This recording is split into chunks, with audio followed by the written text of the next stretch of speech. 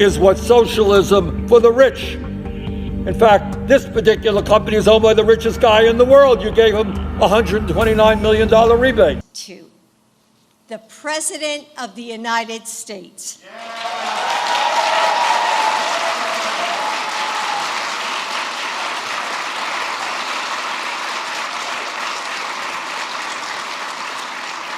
It felt like Americans across the country were holding their breath in the aftermath of 4 years of chaos. The IRS has revealed that the average refund issued so far in 2021 is substantially higher than the average refund sent out. 2022 is substantially higher than the average refund sent out in 2021.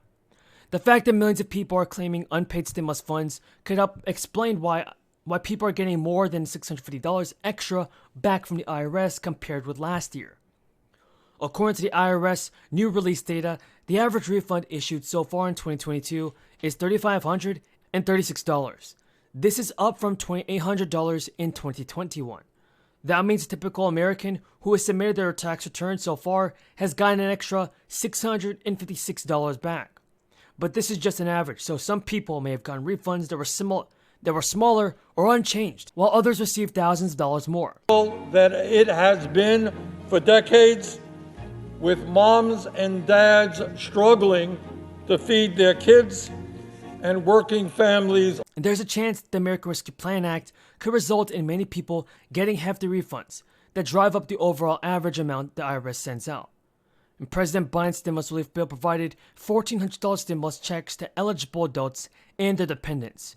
It also expanded the existing child tax credit from $2,000 to $3,600 for children under 6 and $3,000 for older children. While just part of the original child tax credit was refundable, the full amount of the expanded credit is. So it means more people will get back considerably more than they get in taxes. And people who didn't have the data on file with the IRS because they had not sent in recent returns, or individuals who added a dependent during last year may not have received any of the money in 2021, even though the IRS sent out the entire amount of the stimulus check and half the expanded tax credit.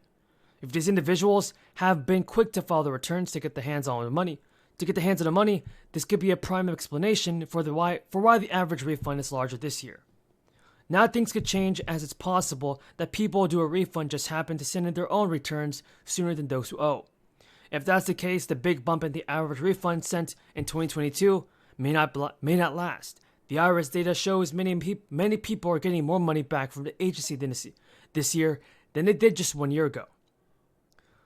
So the Michigan House has also approved a roughly $2.5 billion plan to reduce taxes, including cuts to the personal income tax rate.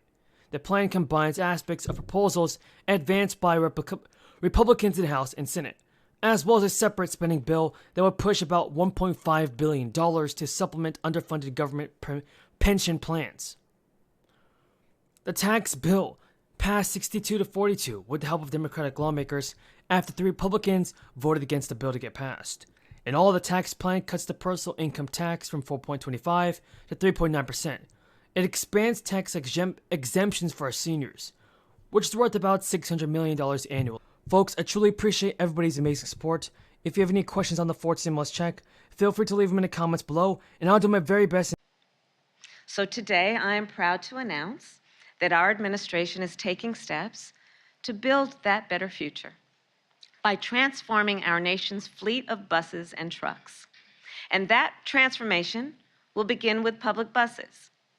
This year, our Department of Transportation will make available nearly $1.5 billion, yes, Administrator Regan, with a B, in grants to help cities and towns electrify their fleet of public buses, build infrastructure to support their fleet, and train workers to run it. These grants will make public transit more reliable and more affordable, which of course means shorter waits and more reliable commutes for folks who need to take public transit to get where they need to go. These buses will be built in America, and these grants will also be used to train drivers and mechanics to operate, maintain, and repair this new technology. This investment will create good jobs, jobs of the future. And we are not stopping there. Through our Department of Transportation today, we are also allocating $2.2 billion in funding from the American Rescue Plan, thank you, Congress, to 35 transit agencies spread across 18 states. This funding will help communities employ more transit workers and keep transit services running. In addition, as Administrator Regan shared, today our EPA is issuing a proposed rule that will significantly reduce dangerous emissions from all new heavy-duty trucks and buses. And again, as the Administrator shared, we are also announcing funding for, yes, one of my favorite topics, electric school buses. Today, $17 million in grants will complement the $5 billion for clean school buses that we secured, thank you again, in the bipartisan infrastructure law. Our transportation sector has reached a turning point. We are all in the midst of a turning point. We have the technology to transition to a zero-emission fleet. Our administration, together, all of us, is working to make that possibility a reality. Listen, I was raised to understand that if you live the value of love thy neighbor, you understand the distinction between charity and duty. Charity, I'll give you a little if I've got a little extra. Look at how wonderful I am. I'm so benevolent. Duty. It is the business of each of us. We have a duty to help each other out, especially in times of need. It is our responsibility when people are suffering, when people are hungry. You help people out, and you do it understanding the dignity of each person and your fellow human being. And that's what this is about. That's what you all are doing here. That's what we were doing with the American Rescue Plan, about understanding that right now in our country, people are suffering. People have been unemployed for over a year through no fault of their own. Our babies are hungry.